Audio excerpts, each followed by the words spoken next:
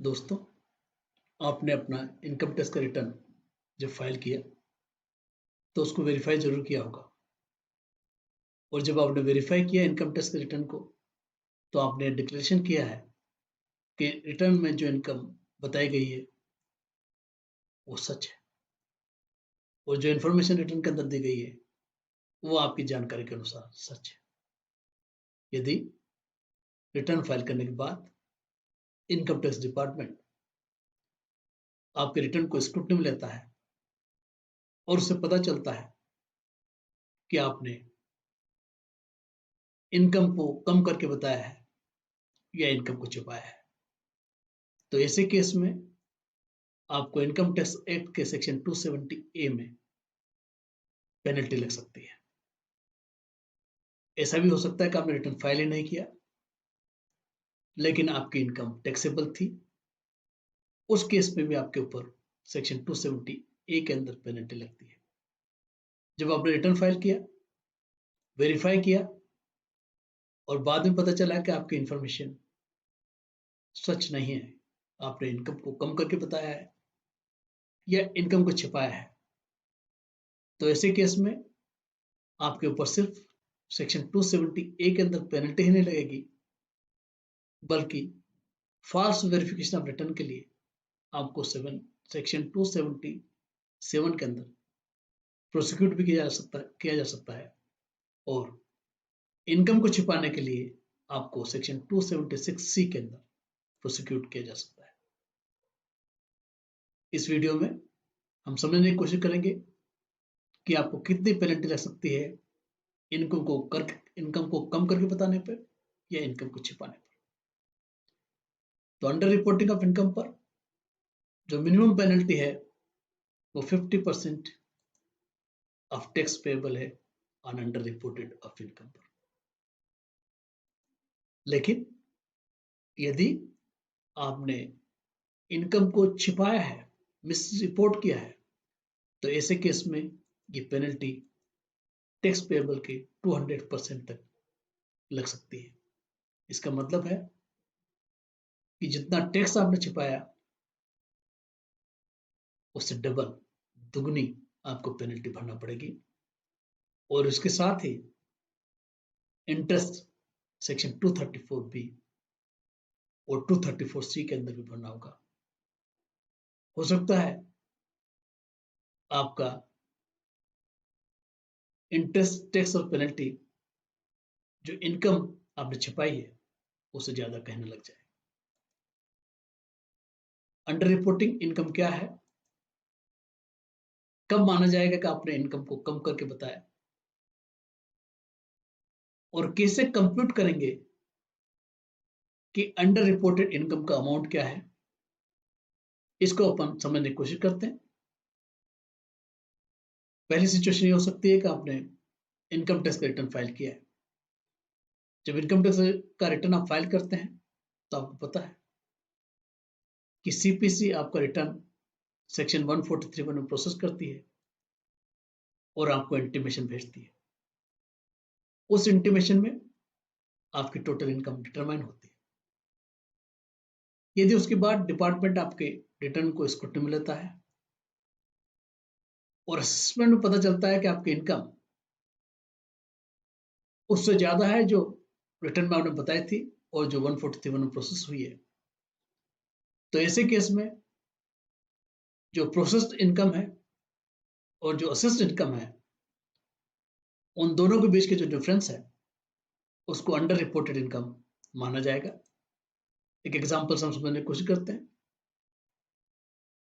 Income आपकी 143(1) के अंदर प्रोसेस हुई ₹15 लाख, लेकिन जब स्क्रूटनी के अंदर लिया गया आपका रिटर्न और असेसिंग ऑफिसर ने आपकी इनकम डिटरमाइन 25 लाख रुपीस की, तो ऐसे केस में जो दोनों के बीच का डिफरेंस है 10 लाख रुपीस, वो अंडर रिपोर्टेड इनकम माना जाएगा और इस अंडर रिपोर्टेड इनकम पर आपको पेनल्टी भरना होगी।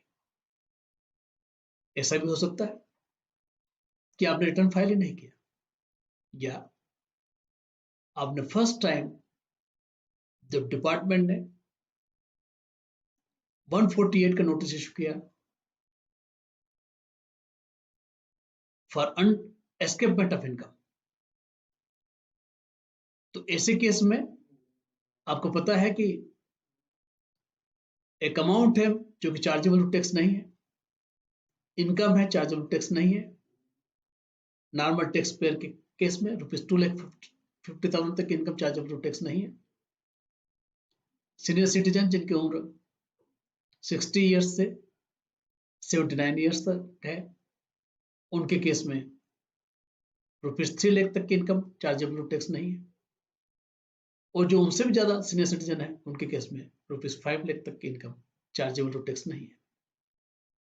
सो यदि आपकी इनकम 148 जो फर्स्ट टाइम इशू किया गया है,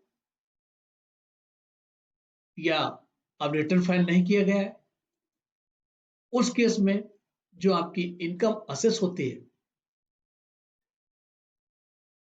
अंडर सेक्शन 144 और 148, और जो अमाउंट चार्जेबल टू टैक्स नहीं है, उसके बीच का जो डिफरेंस है वो अंडर रिपोर्टेड इनकम माना जाएगा। एग्जांपल, आपकी इनकम असेस होती है, रीअसेस होती है ₹10 लाख और ₹2,50,000 तक इनकम आपकी चार्जेबल टू टैक्स नहीं है। तो ऐसे केस में इनके बीच के जो डिफरेंस है ₹7,50,000, वो आपकी अंडर रिपोर्टेड इनकम माना जाएगा। ये भी हो सकता है कि आपका एक बार असेसमेंट हो गया, उसके बाद डिपार्टमेंट को पता चला कि आपने इनकम को छिपाया है, उन्होंने 148 का नोटिस इशू किया।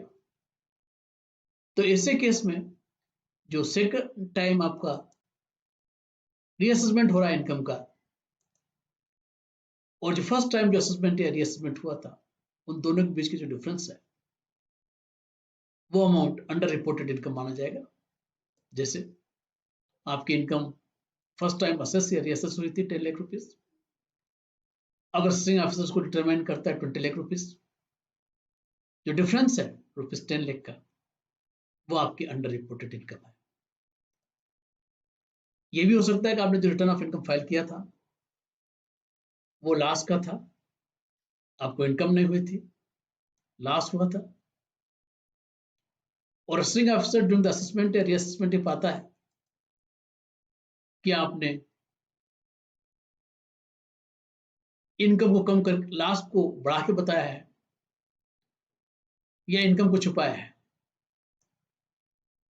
ये पता चलता है कि आपकी जो लास्ट है वो इनकम में कन्वर्ट हो जाता है या लास्ट रिड्यूस हो जाता है। तो ऐसे केस में भी आपको अंडर रिपोर्टिंग ऑफ इनकम माना जाएगा। एग्जांपल, यदि आपका रिटर्न लास्ट ₹5 लाख था, असेसिंग ऑफिसर असेसमेंट या रिअसेसमेंट के दौरान लास्ट को इनकम में कन्वर्ट कर देता है और 25 लाख की इनकम हो जाती है, तो उस केस में आपकी अंडर रिपोर्टेड इनकम कितनी हुई? ₹30 लाख। लेकिन जो मिनिमम चार्जेबल टू टैक्स जो एग्जम्पशन लिमिट है, उसका जरूर आपको स्पेशल डिडक्शन मिलेगा। अब हम समझने की कोशिश करते हैं कि मिस रिपोर्टिंग ऑफ इनकम क्या है, इनकम को छिपाना क्या है, जिस पर आपको पेनल्टी 200% तक लग जाएगी टैक्स पेयर पर, जबकि नॉर्मल केस में 50% है। सो पहला है, यदि आप फैक्ट को मिसरिप्रेजेंट करते हैं या छिपाते हैं, आप अलग गलत क्लेम करते हैं या इनकम को छुपाते हैं, तो दोनों ही केस में पेनल्टी 200% तक लग सकती है। उदाहरण, आपने सेक्शन 80C का डिडक्शन क्लेम किया ₹1,50,000 का, ये बता के कि आपने पीपीएफ के अंदर इन्वेस्टमेंट किया है, लेकिन डिपार्टमेंट को पता चला कि आपने तो इन्वेस्टमेंट किया ही नहीं है, तो ये आपका केस होगा 200% पेनल्टी का। आप सैलरीड एम्प्लॉय हैं, आपने अपनी प्राइवेट कंसल्टेंसी चालू कर दी, उससे आपको इनकम अर्न हुई, वो आपने बताया नहीं, ये भी 200% पेनल्टी का केस होगा। या कोई दूसरी इनकम जो आपने अर्न की है, या फैक्ट को मिसरिप्रेजेंट करके आपने इनकम को कम करने का काम किया है किसी भी तरह से, तो 200% की पेनल्टी आपको लग जाएगी। आप यदि बिजनेस या प्रोफेशन कर रहे हैं, बुक्स ऑफ अकाउंट मेंटेन कर रहे हैं, आपने कोई इन्वेस्टमेंट किया और बुक्स के अंदर बताया है नहीं, तो उस केस में वो अनडिस्क्लोज्ड इन्वेस्टमेंट होगा और उस पर भी आपको 200% तक की पेनल्टी लग जाएगी। यदि आप बिजनेस या प्रोफेशन कर रहे हैं, आपने कोई एक्सपेंडिचर किया ही नहीं और आपने क्लेम कर लिया, उसका कोई सपोर्टिंग एविडेंस नहीं है, तो ऐसे केस में भी आपने इनकम को छुपाया है, इनकम को रिड्यूस किया है बोगस एक्सपेंसेस क्लेम करके, तो ऐसे केस में भी आपको 200% तक की पेनल्टी लग जाएगी। आपको कोई एंट्री की जो फॉल्स एंट्री है, आपने कमीशन का पेमेंट किया ही नहीं, आपने कंसल्टेंसी फीस का पेमेंट किया ही नहीं, आपने परचेज किया ही नहीं, लेकिन बुक्स में आपने बोगस एंट्री डाल दी और प्रॉफिट को कम कर दिया, तो ऐसे केस में भी आपको 200% की पेनल्टी लगेगी। आपको इनकम हुई, हो सकता है आपके एम्प्लॉयर ने आपको कोई कमीशन का पेमेंट किया है, या आप बिजनेस कर रहे हैं, आपके मैन्युफैक्चरर ने कोई आफ्टर सेल्स सर्विस अलाउंस दिया है या कोई क्रेडिट नोट इशू किया है और वो आपने अपने बुक्स के अंदर बताया नहीं और इस तरह से आपने अपने इनकम को कम कर दिया, तो इस केस में भी आपको 200% की पेनल्टी लग जाएगी। यदि आप इंटरनेशनल ट्रांजेक्शन करते हैं और उन इंटरनेशनल ट्रांजेक्शन को आपने छुपा लिया, आपने रिपोर्ट नहीं किया अपने 3CA ऑडिट रिपोर्ट के अंदर, या आपने कोई स्पेसिफाइड जो डोमेस्टिक ट्रांजेक्शन है